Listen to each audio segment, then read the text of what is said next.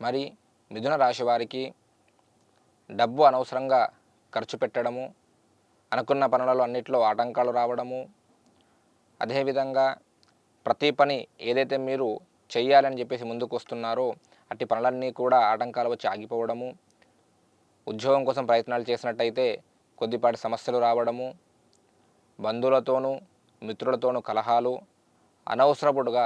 అనవసరంగా డబ్బు వృధాగా ఖర్చు పెట్టడము, అదేవిధంగా పురుషులకైతే కొద్దిపాటి పనులలో కలిసి వచ్చే అవకాశం కనబడుతూ ఉంది.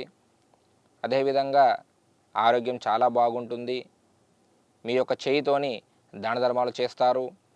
ఇంట్లో కొద్దిగా మనశ్శాంతి లోపించినప్పటికీ కూడా పర్వాలేదన్నట్టుగా ఉంటుంది.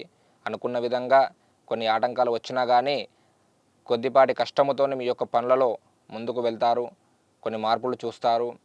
మరి ఎవరైతే ఈ యొక్క వివాహం కోసం తాపత్రయపడుతున్నారో అట్టి వారికి వివాహం కూడా అయ్యే అవకాశాలు కనబడతా ఉన్నాయి. మరి తదుపరి కర్కాటక రాశి.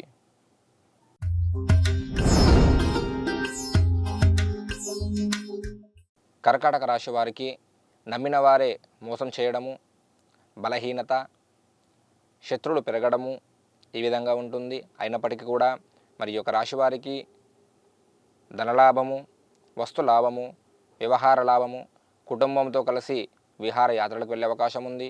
అదేవిధంగా మీ యొక్క కుటుంబం లోపల శుభకార్య నిర్వహణ చేస్తారు. సమాజంలో మంచి గౌరవం లభిస్తుంది.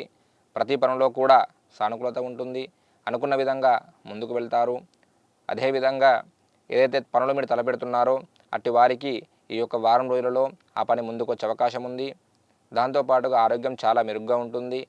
చదువుకునే పిల్లలు కానివ్వండి, ఉద్యోగాలు ప్రయత్నం చేసే వాళ్ళు కానివ్వండి, ఈ యొక్క వారం లోపల మీరు అనుకున్న విధంగా ముందుకు వెళ్ళే అవకాశాలు అయితే అధికంగా కనబడుతున్నాయి.